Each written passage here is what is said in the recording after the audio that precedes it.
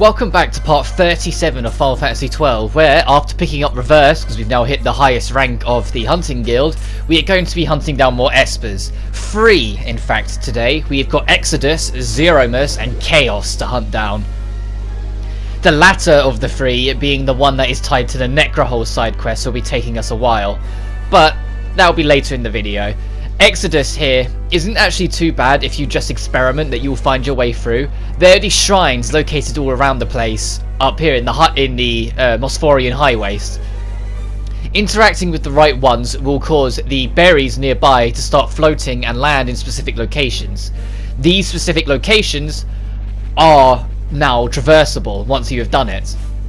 It is also your way of getting access to another technique, but I don't remember to get that, and so we won't be getting that for later on. Even if I do in fact get it on camera, I don't get it now.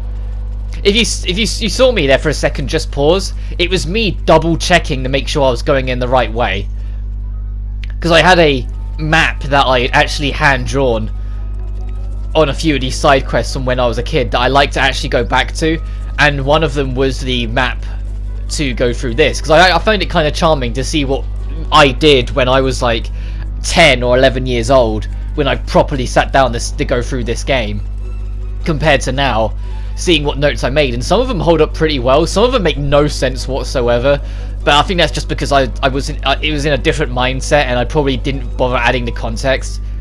But you're essentially going back over here once you've gone over the berries with the chocobo, but you can't go through this zone if you're still on the chocobo, which is a bit annoying. So if it makes you sit there and go, well, hang on a minute, how on earth am I supposed to get back afterwards? Because you could only get to this zone through chocobo and there isn't one lingering around here, so you're trapped, right? Not quite. Activate this shrine whilst you're here, because this is the next one we need to do, which will cause more of these berries to move. And then it's the rock right next door to it. Check around for the treasure if you want to, because there's a hefty amount of gil just chilling there. It's a bit of a precious spot, but if you hit that rock, you can make this drop, and now your path can go back round to where you were. Ta-da! Now there is one last shrine we need to interact with before the path is complete, which I believe is, yeah, the northwest. Once you've opened up this one, your path to the end should be completely available to you. The reason why you do it in this specific order is because only specific ones are allowed to be open at one time. If you opened any other one, it would deactivate some of the other ones. So your path has to go beyond, just off of those 3.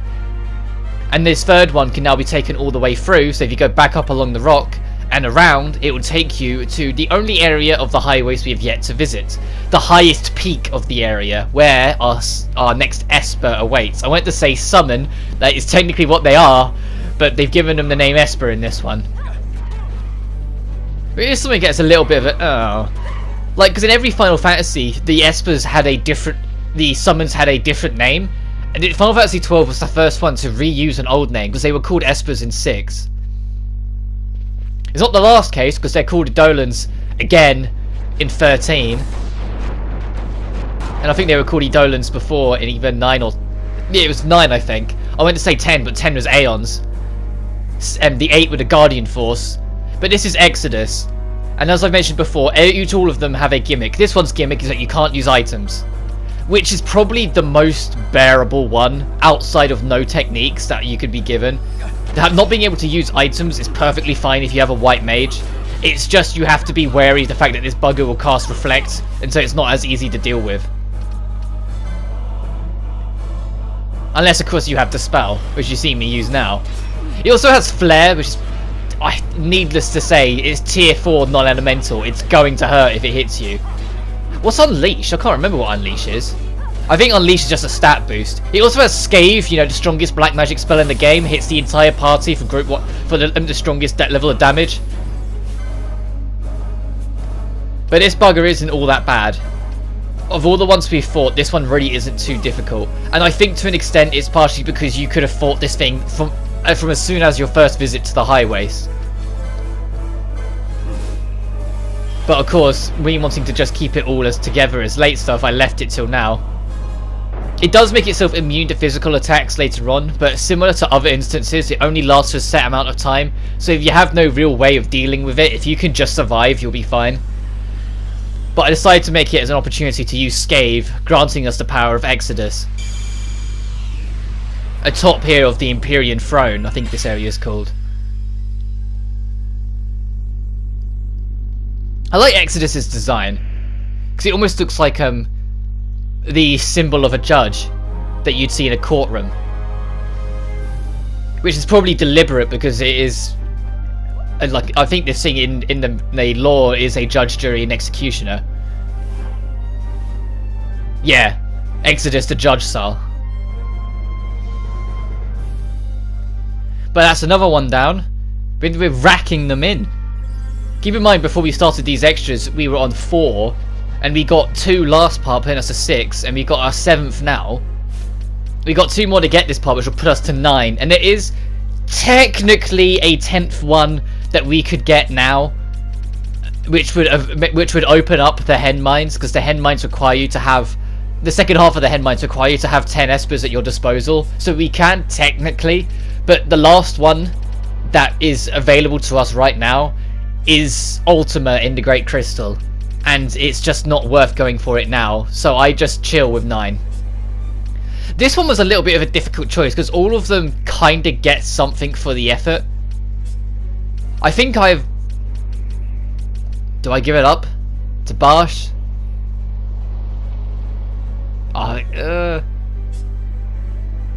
So I hope not, because it'd be wasted. That's kind of nice, the heavy armor, but the magic armor's better. I do go for it. Ooh. Boost some magic potency, so any magic attack would do more damage. Barsh has no fucking magic. I guess I was compensating in case I got some later on, but that never comes about, so that's kind of...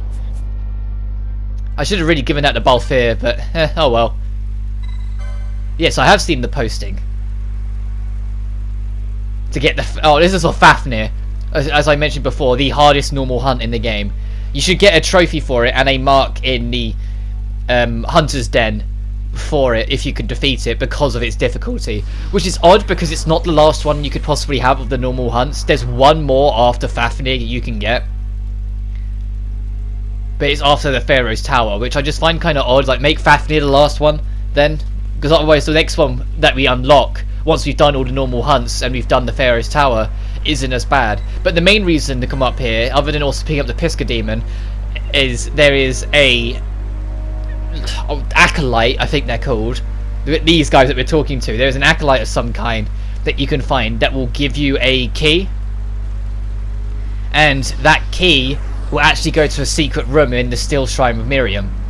That Still Shrine secret room is where our next Esper is located, and it is one that I have been alluding to and talking about quite a bit, because I think it's brilliant. It's ridiculously powerful in the right circumstance. It is absolutely brilliant. But talking to this acolyte in particular will grant you access.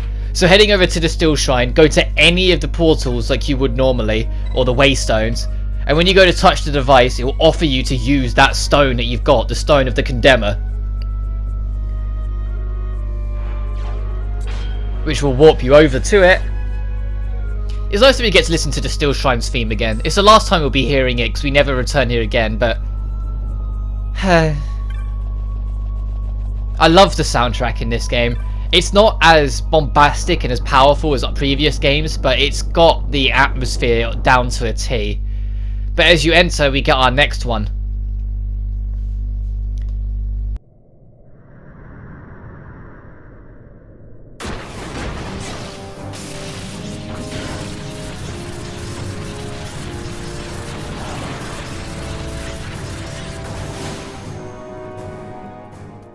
Zeromus, a reference to the final boss of my favourite Final Fantasy game, Final Fantasy IV, and the most powerful summon by a country mile once you have it under your feet because of its ability Big Bang.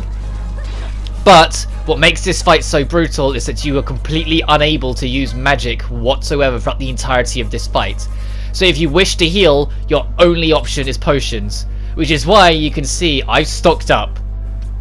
And I recommend you do the same. You're going to see me go full force stocking everyone on X potions or healing of some kind, because it's the only way to reasonably counter it. Shame there's no mega potions in this game, because that would at least make it a bit more bearable, being able to have a potion that hits your whole party, but one thing at a time, I suppose. He also summons a mountain ton of minions and will use gravity magic, all of which will make this fight really, really terrifying very quickly if you are not prepared. Not being able to heal and deal with status conditions, plus attacks that will always do set damages, plus reduced ability to do anything, and not being able to kill this thing quickly because you don't have powerful magic, all results in a very miserable fight. And as you can see, we're all struggling. No one is in good health. So I eventually just do what I do best, and but this is more for crowd control than anything else. I decide to push for a quickening in the hopes that the final attack, this whiteout here, would deal enough of the bones out to give us a chance to recover, which thankfully it does, putting our chain up to 12, even if it didn't do that much damage to Zero Most. Like, it did alright. And I have 2 Mega Elixirs, which were very tempting sitting there with how difficult this fight can be, but I try and hold it off and instead use things like Cure Emotes.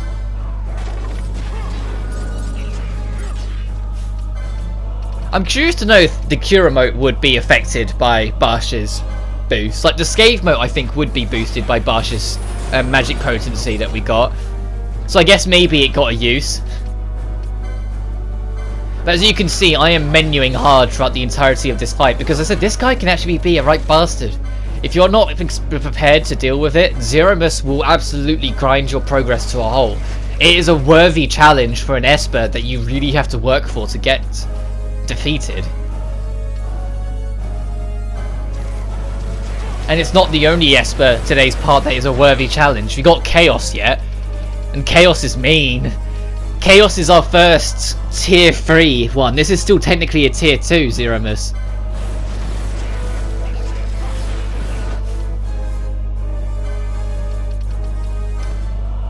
Well, at least we're spending so many times more time with the Espers that we can appreciate the Espers theme a bit more, since we haven't really spent that much time on it.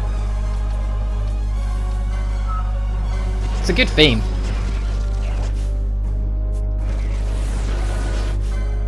Oh.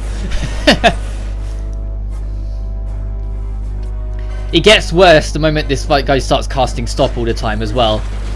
It gets a lot worse. A potential strategy as well is to instead cast Berserk on your physical attacker, so they will attack more aggressively and more constantly, just to try and get this fight done quicker, because oof, now everyone's done. And you're going to see me have to do a quick stop Penelo, make sure she has a Phoenix down and not raise, to get someone up, and then then get her to fuck out the party. But she keeps on, someone is targeting her. A teammate is targeting her, so she can't be swapped out. And because she can't be swapped out, I can't have a full party, which ends up causing even more problems than it's worth. Like, I'm just like, someone please stop, either stop targeting Penelo or someone kill Penelo. You see, I'm just fleeing and running in circles, but someone is still fucking targeted to her, and they're not giving it up. And I'm like, for goodness sake, stop targeting her. Let her Penelo go. To be honest, I'm surprised Penelo survived this long. I guess she just wasn't seen as a threat, but she's level 15. Like, she should have died by now. I'm literally rubbing up against the boss, like, kill her. There we go. Get Barsh back in. Problem is, because items have they have their charge time essentially on the other side, so there's a lot of waiting around between each action, so things aren't getting done. But look how many Dark Lords there are. But that's really the biggest reason why this fight is a struggle, because he's found so many of those things to try and halt your progress. But if you can defeat it, and it's pretty curious design, it will kind of merge itself with the black hole behind it, accepting you for its defeat and allowing you to take it. Meaning our 8th Esper, Zeromus, has been acquired.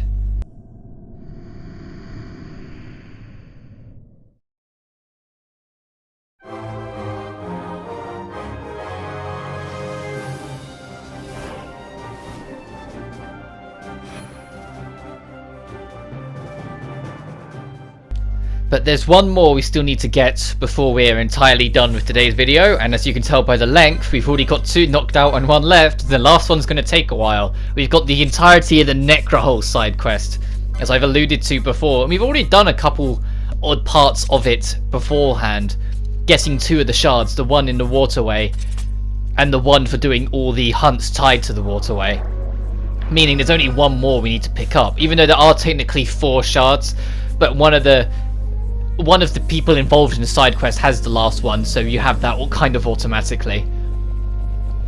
But either way, I don't remember straight away to actually check the license board for Zeromus to see what's on there. It's not until after I've left I go, well, hang on a minute, I never actually checked to put it on someone to see if anyone could benefit from it. So it's after I interact the Waystone and get out of there, you're going to see me cut to checking the license board and going, well, hang on a minute. And this was a very quick decision on who to give it to, because instead of going for everyone to see if anyone needed it more, the very first thing I check, reduce magic cost by 10%. Yes. Immediately sold. Mage having 10% reduced magic cost? Yeah. But it's time for that actual side quest. To begin it outright, you need to go find Michaelo over here and exhaust all 3 dialogue options. He's in the Deadlands, and he's at the entrance to the Deadlands, coming in from the Salika Wood. So once you've exhausted all 3 dialogue options, the side quest is technically activated, so you can leave. You're next going to Old Darlin's place, you know, in the southeast corner of Lowtown in Robinaster. Down here, you'll find that there's one of these creatures, Rokenmo, is speaking to Old Darlin, who is talking about an errand, and then Old Darlin has mentioned you and goes, oh, you were the children you were telling me about. As a matter of fact, it is, Varn. I want you to hear what my friend has to say. I think you might be able to help him. So let's find out what he needs. He went to visit someone who has an object he cares about quite deeply. However, he succumbed to disease and passed away, and only recently, as Darlin tells him. Since he knew his death was near, he took measures to make sure the object wouldn't fall into the wrong hands, so split it into 4 to lessen the chances of someone might come in possession of the whole. One he gave to Darlin, who's just returned to my keeping. The whereabouts of the rest are unknown. We have 2 of them. So one ended up in the waterway sewer, one of them was given to someone who we got from doing all the hunts tied to the waterway, which means there's only 1 that we are missing, so we can complete the connection to give to Rokenmo. He even hints at where to find the puzzle for the one in the waterway, talking about the house in the North Spiral. But together it should all make a medallion, so if you find a shard of a medallion, you know it's part of that. But to get this last one, you need to talk to Philo down here in Lowtown, who will talk about what he wants to do, things he's found, and talk about a medallion, which gives you a tidbit of where you need to go. Me and Kite split up and looked for it. Okay, so next we need to find Kites. You can see, I make sure to try and stop for a second to highlight on the map. No, we don't need to find Kites. You need to go talk to this woman up on top of Robinaster, because she is suffering from amnesia, and her amnesia is partially tied to this. So we need to talk to her and listen to her story. With no money, I had to resort to selling odds and ends to find in a fountain. I still can't answer the question, who am I? The only thing I can recall is that someone gave me this necklace of Robin Astermake. Judging by its style, it's only a memento. The rest is blank to me. The necklace itself seems quite ordinary. I do not expect it to have come from an armour shop or the like. If only I could find out who had given it to me, perhaps I would remember more. Next, we're talking to this random merchant down in the Market Street. The same Market Street where you can get your guild shop stuff. Yes, it sounds like a necklace, alright. Sold that one to an Imperial, I did. So that's the necklace that the lady was talking about. We now have an idea of where it came from. It says sometimes he can be found in the tavern, otherwise he might just go hide away elsewhere. So, heading over to the Magic's shop, you can find this said Imperial. Literally just crouched down here. Don't stand there keeping like a codfish. Well, necklace? What about the necklace? There's a woman near the fountain. The woman has forgotten who she is. This necklace is hers, is it? Alright boy, here's what you're going to do. Bring her here. I want to meet her. You tell her the truth, then we'll talk about the necklace. But if you're not, well, no telling what might happen to your little friends in Lowtown now, is there? So before you go slipping out of town, be sure to say goodbye to your friends.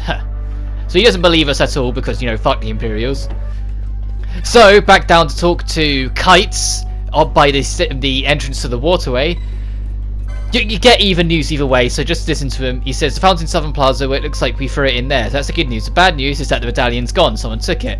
There's some lady who's been poking around the fountain a lot lately. So she might have what we need.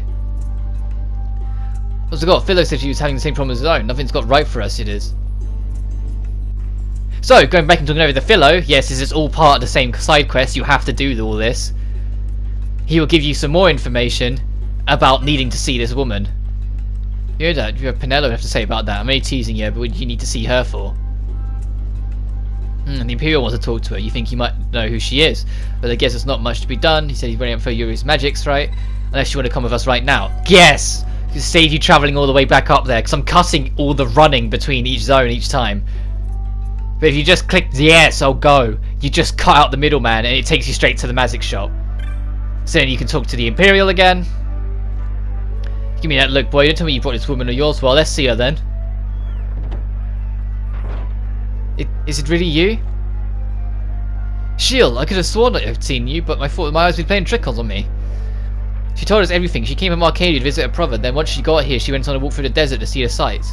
But she passed out from the heat, and that's when she lost her memory. One of my friends visited Robinaster, and she said she'd seen my brother wasting away in the pub with Lord Vane as counsel. I knew my brother would never get away with that for long, so I left for Robinaster as soon as I could. So you came all this way to set me straight? Well, that settles it. From now on, I'll take pride in my work. I've been thinking about doing that for a while. It's just, well, it isn't the perfect time to start. I don't know what is. Thank you so much for your help. I only wish there was some way I could repay your kindness. Didn't you say something about finding a part of a medallion in the fountain? How about that? Well, I don't see why not. The only part of a broken medallion seemed hardly fitting of a gift. I only have one piece. That's okay, me and Kais didn't do much anyway. You should take it, Vaughn. You were the one looking for a medallion, weren't you? Yeah, Vaughn. You should just bring it back to whoever was trying to find it anyhow. You should take it. Yeah, we just thought it'd be neat to have something that a real sky pirate used to have. Well, then it's settled. I'll give this to you then. Hooray! We are not done with the Necrohole side quest now we've got that last fragment. Don't think for a second you are. Once you've got it, return to Rokenmo and give him all the fragments. He's a bit of an arse about it. It's like, are you going to give it to me or not? So you found the blackened fragment. Are you going to hand it to me or not? Like, he's a bit of... He's like, okay, you can have them. Calm down. Once you've given him all the fragments, he will put them together with his one to make the medallion of bravery. Such medallions are only given to those who demonstrate their bravery. I think you have proven yourself. Since the mood should strike you, you should come to Nabudis. If he is also deems you worthy, there's more you can do. There is another acolyte elsewhere that will, if we do a side quest for them, will get us the second medallion. And then the third one is a lot easier to get. In fact, this second medallion is a lot easier to get. For how much running around do you have to do to get that first one? Like doing a optional little secret hidden away in the sewers, then having to do all the hunts in the waterway, and then having to do that fetch quest just to get one. The second and third one come about a lot easier. But I give one more little chat to Darlin before seeing him away, since, you know, he completely drifted from importance of the plot. Next, you're heading all the way to main Arcadia.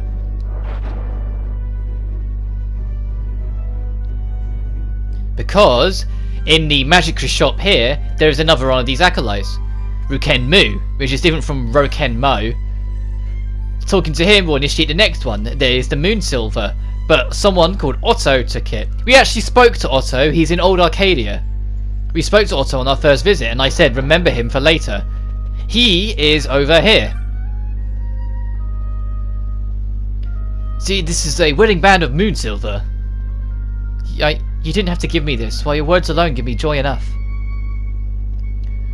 What are you staring at? Something against cross-class relations? You think two people from different backgrounds can't share two loves? I'll have you know that when I first came down here, it was her that took me in. Without her, I'd still be in a gutter somewhere, friendless. Kindness like hers you won't find up there in the city. Mark my words, there's no place for it. Can't you see? Or are you blinded by your chops? So I said to the underworld of class, to the underworld of status, and I proposed. We literally just walked over here, dipshit. Her favourite story, The Prince on the Moon, see? So I'm giving her a ring made of moon silver. What? You don't think that's You're looking for a moon silver medallion? Why didn't you say so? I had a chunk off the ring, but this will suffice. It's yours. Literally went off into one before realising, oh, hang on a minute. This dude literally just walked over it. We hadn't opened our mouth for anything yet. But that's literally the entirety you have to do for the second medallion. Because it was in place of true love, which is the entire point of it. the medallion is built on a symbol of love, so you have proven that you are knowledgeable of love because you saw Otto bleed his heart out like a goddamn moron. Once you've got both of them, return back up to the Deadlands, and all of the acolytes will now be together, so you can talk to the first one, Makalo, to talk about that you've spoken to Rokenmu and Rokenmo, and you've gotten both their medallions, to which they say, okay, they are ready, but you can't have them until you must go, well, the keys must go to you, but there's one last thing we ask of you to do to get the third and final key, since there are 3 doors in that shrine. So as you see, 2 years ago, Nephesite destroyed the city. From whirling mist left in the wake of destruction, blah blah blah, there's Humbaba, Fury, and Chaos, beasts of strength enough to lay waste to the world, loosed by a rage. We survived the fall of Nabudis, but found the beasts waiting, and a battle spanning many days, we at last sealed them within the ruins. We changed the keys of the seals into medallions, secreting them away, but the mist of the ruins grows deeper with each passing day, and the bonds will weaken and they will break. So we must see the medallions in the hands of a hero that might defeat the beast. Prophecy foretold of a hero, that's you. So love and bravery have been named to the hero, only might remains. In fact, it waits here in the Deadlands, our third and final one. On the perfect opposite of this bridge, over at the overlooking entity, there is a shrine. Remember where we found that hunt, and I said that the bridge actually used to connect here, and so if you go dead opposite to it, and head to that area, if you interact with the shrine, you will be able to get the third and final medallion. But the third medallion, the medallion of might, you haven't proven your might by just going over there and picking it up. To prove your might, the other 2 bosses that are trapped in there must die. So Fury and the bigger name, the Haramana, blah blah blah, both must be vanquished to prove your might. Which means we have to go over to the overlooking entity to get this in the first place. But that means you're going to have the 60 odd spawns of skeletons. So just deal with it. Deal with it as you go ahead. You eventually see me kind of just ignore them and push ahead, because I kind of assumed now the hunt was done with, it wouldn't spawn as many. But no, this will always spawn like 50 to 60 in the buggers, making it a pretty decent grind spot and arguably the best one. The reason why I say arguably is because I kind of disagree.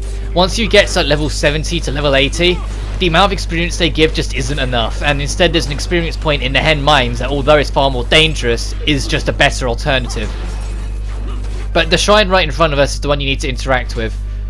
So if you want to put up with the enemies, you can do, but if you want to just get a move on, you're also welcome to.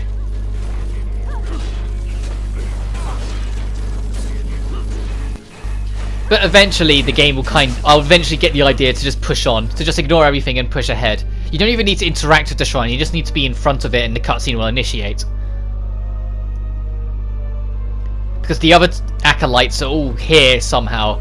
But it's just been the medallions of love and bravery. You'll find the third, the might, with you. Love and bravery, they too are keys. Keys that grant access to the great beast within the necrohole. So now we are given the medallions.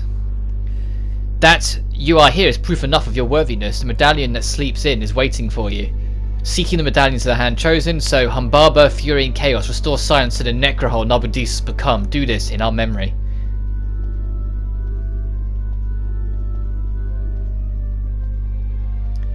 And there's the reveal. If you pay enough attention, you might have caught on already. All 3 of them were spirits. None of them were alive. They were talking around and interacting with people as a last action of their soul to find the right one. But this third medallion isn't the medallion of might, but it is a lustless medallion. It is waiting for power. So if you use the medallion of love on the first door that you encounter, which I just pushed ahead from the Deadlands, this is the first door I came across. If you decide to go in from the Salika Woods, this is the second door you'll be doing. But when you go in here, you'll have your first optional boss of the 3 in the necrohole. And for all intents and purposes, we are now done with the necrohole quest, because it's just the boss fights. Firstly, we've got Fury. So, oh, hang on a minute, something seems a bit wrong about this guy. Oh. That's Fury. I am not, yeah, no, I'm not kidding. That little fucker is actually Fury. That's just something it was feasting on. Despite its small stature, this little fucker can be an absolute menace if you allow it to be. As I scratched my chin a little bit because it was getting really irritating. This bugger will cast pretty much every single status buff on itself religiously, and then dart around like a moron hitting you with pretty brutal attacks. So it's a pain in the ass to hit, and it will just keep on taking pot shots. You see, Bunny Slam hurts. Bunny Slam does like several thousands of damage per strike. It also has lunge. All in all, both of this and the other optional boss fight aren't that bad. The main meat is going to be chaos on the end of this all, but you need to defeat both these two to even access it. But defeating either of them will give you more rewards at the main clan place. So they are worth it. Similar to how some mandatory bosses give you rewards, defeating both Fury and the other one will give you rewards for your trouble. And there's also a loot in the structures themselves, making it even more worth the trouble. Oh no! Fury cried!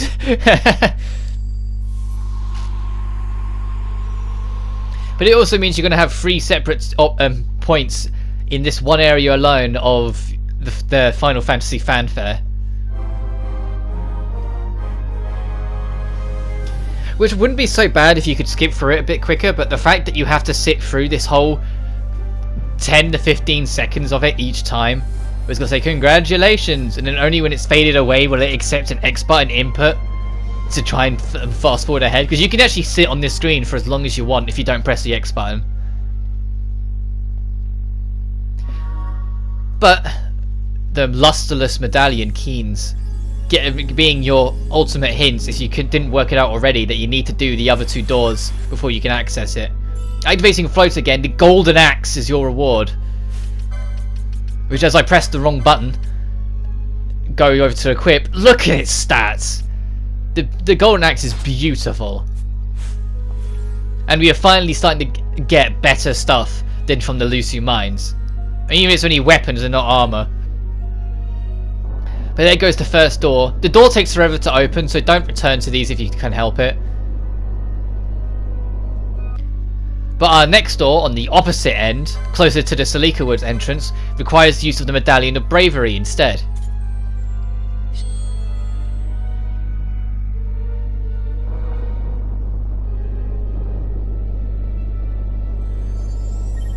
You get a little sound effect to let you know that you're making progress on this side quest. And you proceed straight onto the next boss. And don't worry, this one's not a fake out like the previous one. What you see is what you get.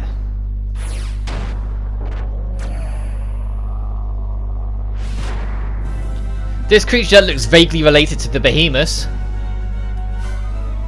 The Humbala Mistant, or Humbaba, is more of a berserker than anything else. It will just do everything in its power to make its physical attacks more brutal, whilst kind of throwing away any real care to its magic attack, and then will smack you hard with that gargantuan sword, or will just ram its head into you, oddly enough. But similar to Fury, this isn't hard because it's not the main event, and you can actually do this one first if you feel so, if you decide to enter from the Salika Wood. Which is more likely because the Salika Wood is a more safe area than entering from the Deadlands. It's just because I was right there that I decided to just carry on the path. But as you can see already, this guy isn't that difficult. It does boost its stats when it's in health critical, which is why its last piece of its health is lasting so long. And Temblor can hurt if you're not floating, because it's a ground-based attack. And that's the end of that fight. But as the name implied, Mistant, it was being affected by the mist, so now it is dying, that mist effect wears off, and we get to see what it's truly like. And it's another dwarven little creature who has probably the most unfortunate end. Just got crushed like an ant under a boot.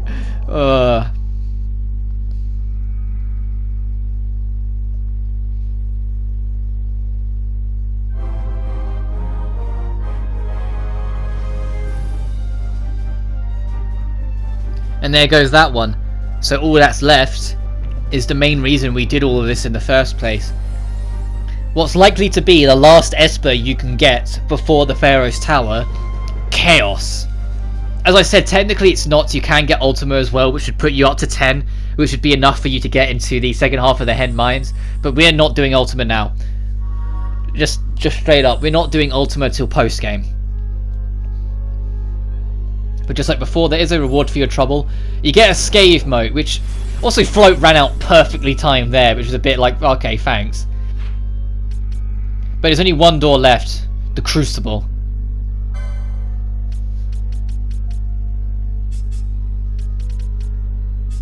So of course, when you're ready, and only when you're ready, you're going to be pushing into Chaos.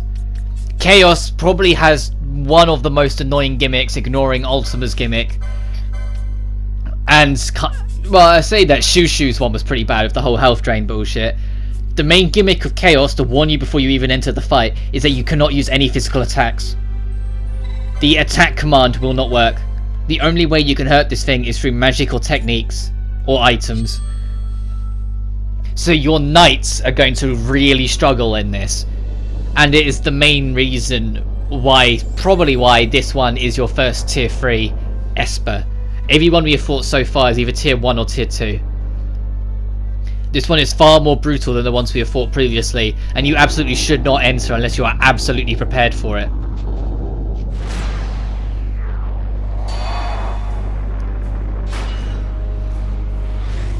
Chaos being a reference to another Final Fantasy villain of the past, the original in fact.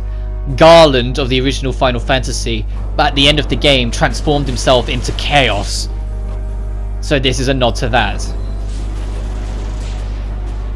Chaos has Chaos Jets with him that will cause a lot of problems, but as you're noticing immediately already, this bastard will cast Silence as well, which added to the fact that you cannot under any circumstance use physical attacks. Silence can be a death sentence. So you need to deal away with not only Chaos but those acolytes, his little extra elementals, as quick as possible. And so, just like before where I had some extras with him causing problems, I turned my attention to quickenings to try and deal with it as quick as possible. Techniques such as Exposed and Sheer are going to be quite helpful for you. The two that we are missing are unfortunately both the ones that lower the damaging stats to the enemy, which would be pretty nice. To be able to lower its magic attack and physical attack could make a huge difference with this. And alternatively, you need to be adjusting your gambits so your allies will be using magic-based attacks as much as possible. And you're going to see me only use Sheer a couple of times, but that's because I wasn't 100% sure on how it works at this point. I know how it works now. It stacks and you can use it several times, capping at about 8 or 9 times. When it will no longer connect, no matter how many times you use it, is when you've hit the maximum amount of times, and it will stay for the rest of the fight. So in reality, I should have been spamming it relentlessly to try and get its magic resistance as low as possible.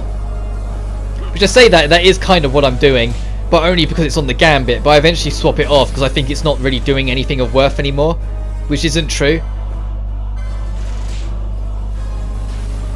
But this fight can absolutely, even if you've grinded and you're a very high level, similar to Zeromus with the lack of magic, could fall apart extremely quickly if you are not prepared. You need a strategy to go through this. Even more so if you're playing base 12, where the entirety of the game is harder anyway. Chaos is wind based, oddly enough, which I always found kind of weird that they decided to go down that road. I tried throwing a meteorite at it, which is an item we picked up off screen, and it's just a stronger version of a knot of rust that does different things because they're different meteorites, but that's the only one I really find. The only thing that makes this fight a little bit more manageable, I suppose, is that you can heal instead of just having to spam items. It's just it will be spamming its very dangerous magics quite often, and Wind Elemental isn't the easiest to be able to just have an answer to. Also, Berserk won't help. Don't make the mistake of casting Berserk, because if you cast Berserk they still won't be able to attack. It won't suddenly ignore it and allow them to strike through it. You'd just be making your ally do nothing. Which is kind of what's happening with Barshir, which is why you see me keep menuing it so often, because I'm aware that it's like there's not much I can do here. So I keep on just having him use Sheer, which like I said is actually the best thing you should be doing. Use it until it doesn't let you use it anymore.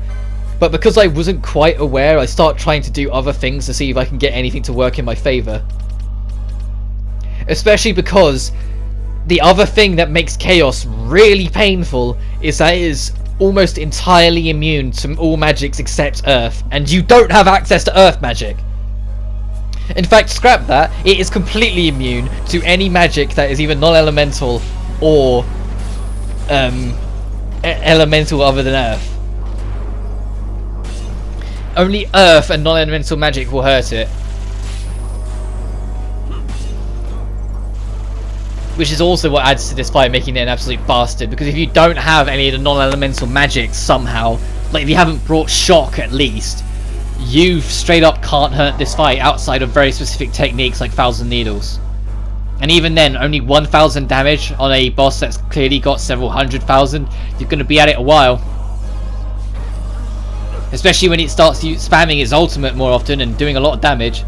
You see me back off a little bit as well, just to sort of give us more of a chance to let my allies get more in before things fall apart even more so. And you even see me, like, when I'm sitting on a menu for a long time, it's usually because I'm panicking a little, that I'm trying to process what I actually want to do to how to get out of this. I only ever show my victory attempts really, outside of very specific circumstances. If it was like a funny death, like I've always done that in my JRPGs, unless it was a humorous or effective death, I just cut them out. And thankfully I managed to defeat pretty much everything in this game on my first attempt, with only a couple exceptions coming up.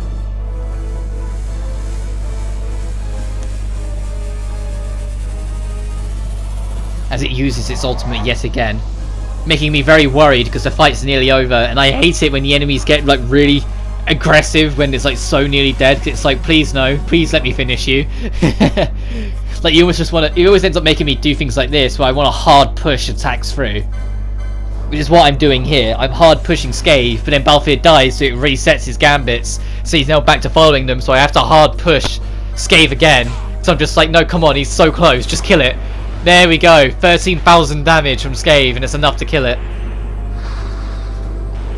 And that ends the pretty chaotic, I guess you wanted the fight with Chaos. As I said, the biggest problem with it is that you can't use physical attacks to deal with it, and it's because of it being air elemental, it only takes damage from Earth. Like, why only Earth? Like, at least make it so it takes reduced damage from everything else. The fact that it takes 0 damage from fire, ice, thunder, wind, light, and dark is... Oh, and water, can't forget about water, is kind of ridiculous. You have to use non-elemental techniques.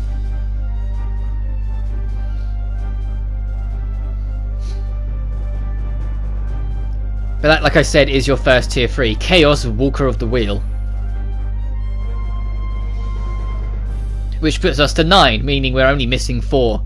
We've got Ultima, we have got 2 in the Pharaoh's Tower, and then we have Zodiac. Zodiac being the secret 13th one that isn't on your menus if you go through it. But now to change everything back to normal, you can see, because we've been running through license points so much, I brought the rest of the gambits for Barsh, even though I have no real purpose for them yet. I do get a purpose for them eventually, just not yet. And your last reward for all of that is just a Mega Elixir, but we are done with the entirety of the Necrohole side quest, meaning outside of the odd visit to the secret shop, we are done with the Necrohole. We never need to come back here again. So let's open the stupidly slow doors again and start wrapping this baby up, shall we? But it's time to check what we can add to our license board for getting Chaos. We've only got 2 more extra videos like this before we finally get back to the main plot. We have an optional super boss and then wrapping up the last of the extra hunts. Which order I decide to do them in, I'll have to check how I've edited them and what order I actually do them in, because I honestly can't remember. I eventually give it to Ash because she's the only one that gets any use for it, and even if she didn't, I'd give it to her anyway because I always give the spare ones to Ash. But until then, you guys take care now as we do more side questing next time. Cheers.